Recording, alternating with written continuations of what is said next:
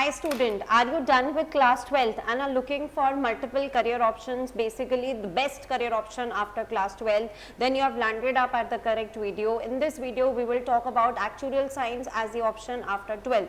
So if you are good in maths and stats and you want to apply your mathematical and statistical skills, then actuarial science is the best option for you, because here we will use our maths and stats skills to assess risk, to assess different risk management techniques.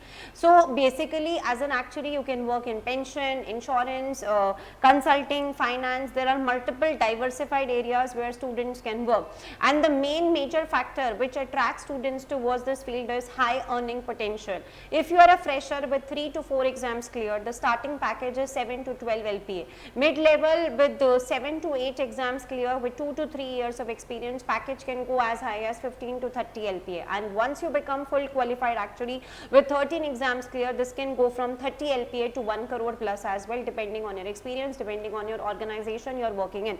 So current thing which is in favor in this profession is that they have huge demand and low supply, due to which you can take advantage of this profession. And it is not just limited to your domestic country, it has global career opportunities. US, UK, all developed countries are actuaries, and actuaries are working all around the globe. And one more important thing is that as such, no major degree is required. You just have to clear your actuarial exams along with pursuing graduation, and you can do graduation in economics honors, stats honors, maths honors, BCom honors. So as such, no fixed degree is required. It's just that you should be doing your graduation. So to enter into actuarial science, basically you need to start with one of the main societies. We have two main societies, Institute of Actuaries of India and Institute and Faculty of Actuaries. If you want to enter Institute of Actuaries of India, you need to clear their entrance exam, which is ACET.